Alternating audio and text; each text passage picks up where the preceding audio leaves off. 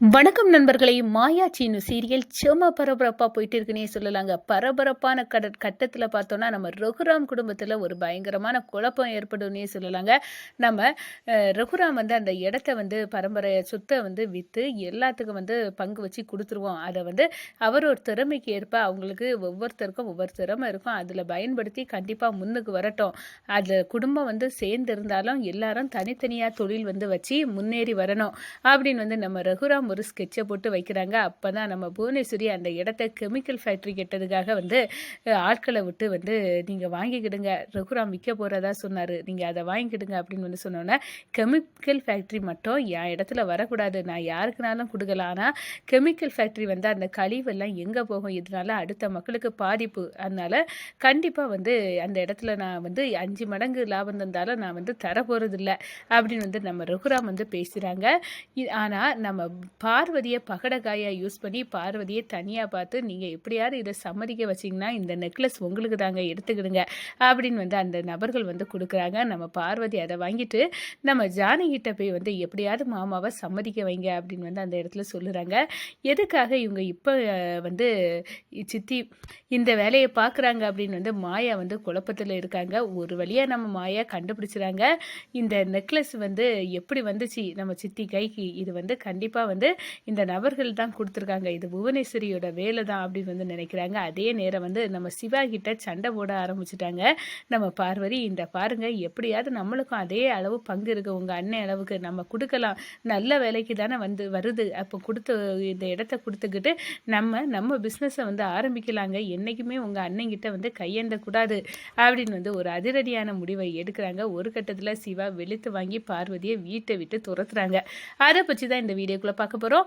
அதுக்கு முன்னாடி சேனலுக்கு லைக் அண்ட் சப்ஸ்கிரைப் பண்ணுங்கள் ஃப்ரெண்ட்ஸ். பக்கத்தில் இருக்க பெல் ஐக்கானையும் கிளிக் பண்ணுங்கள். அப்போ தான் நான் போட்டுற ஒவ்வொரு வீடியோவும் நோட்டிஃபிகேஷனாக உங்களுக்கு கிடைக்கும். வாங்க ஃப்ரெண்ட்ஸ், வீடியோக்குள்ளே போகலாம்.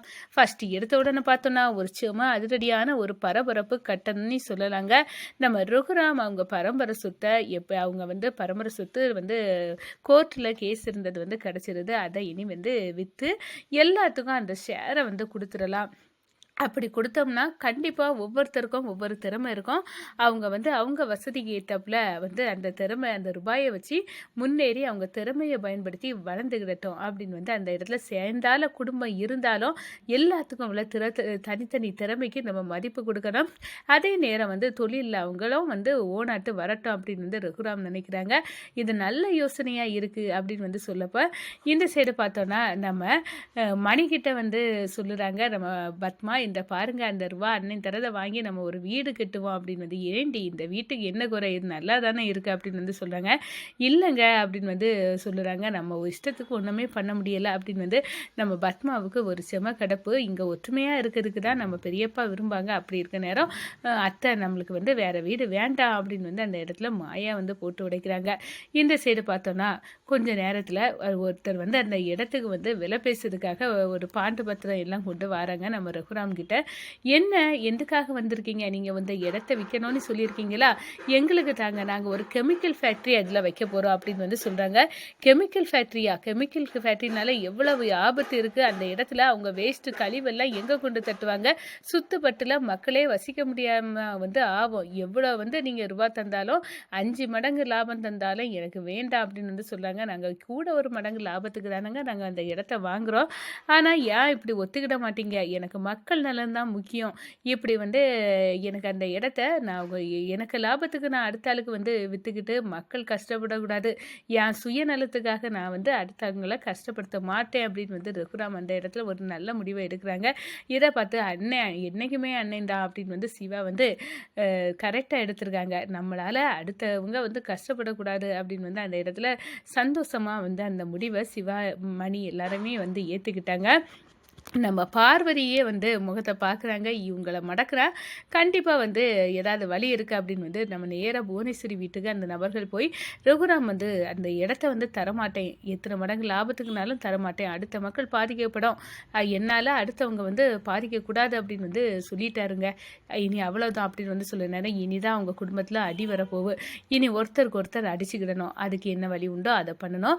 அந்த வீட்டில் பார்வதினி ஒருத்தி இருக்கா, அவளை கண்டிப்பாக மடக்கலாம், நீங்கள் என்ன பண்ணுங்க, ஒரு பெரிய நெக்லஸை வாங்கிட்டு போங்க, பார்வதியை மடக்கி இதை கொடுங்க. இந்த எதுக்குன்னா நான் இங்கே இதை தாரோன்னா நீ வந்து கண்டிப்பாக ரகுராமுக்கிட்ட பேசி அந்த இடத்த எங்களுக்கே விலகி கொடுக்க சம்மதியை வைக்கணும்.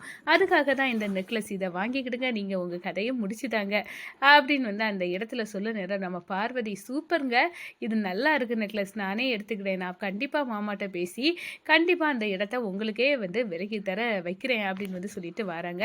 நம்ம ஜானகி அம்மாவை பார்த்து, அக்கா இதை விட நல்ல சந்தர்ப்பம் நம்மளுக்கு கிடைக்காது, கண்டிப்பாக அந்த இடத்த மாமா கிட்ட சொல்லி வந்து அந்த நபர்களுக்கே விலகி கொடுக்க வச்சிருவோம் அப்படின்னு வந்து சொல்கிறாங்க. நான் சொல்லேம்மா அப்படின்னு வந்து நம்ம ஜானகி அம்மாவும் போய் ரகுராம் கிட்ட, ஏங்க எப்படியும் அந்த இடத்த விலகி கொடுக்கணும்னே பிளான் பண்ணியாச்சு, இவர் இன்னொரு மடங்கு போட்டு தானே லாபத்தை தராரு, அப்போது அந்த இடத்த கண்டிப்பாக அவருக்கே கொடுத்துருங்கங்க, வேறு வழி இல்லை அப்படின்னு வந்து சொல்லுறேன். வாய மூடு ஜானகி, நான் சொன்னது தான், நம்ம நலனுக்கு அடுத்தவங்க பாதிக்கப்படணுமா, அதுலேருந்து எவ்வளோ வேஸ்ட் ஆகும் கெமிக்கல்லேருந்து, அதனால சுத்தப்பட்ட மக்களுக்கு எவ்வளோ பாதிப்பு வரும், நோய் வரும், இதெல்லாம் உனக்கு அந்த வேஸ்டேஜ் எல்லாம் எங்கே கொண்டு அவங்க போடுவாங்க, அதெல்லாம் கொண்டு யோசிக்க மாட்டிங்களா, நான் வந்து எடுத்த முடிவு தான் அப்படின்னு வந்து ஜானகி வந்து சொல்லிடுறாங்க. இதை கேட்டோன்னும் ஜானகி கிட்ட நம்ம ரகுராம் சொன்ன உடனே நம்ம பார்வதிக்கு பயங்கர கோபமாக வருது, இரிட்டேட்டாக வருது, என்ன பண்ண இப்படி ஒரு முடிவை சொல்லிட்டாரு, அதே ரகுராமுக்கு இருக்க ஈக்குவல் மதிப்பு எங்களுக்கும் இந்த வீட்டில் இருக்குது, அப்படி இருக்கிற நேரம் எல்லா முடிவும் மாமா எடுப்பாங்கன்னா அது சரிப்படாது அப்படின்னு வந்து நினைக்கிறாங்க.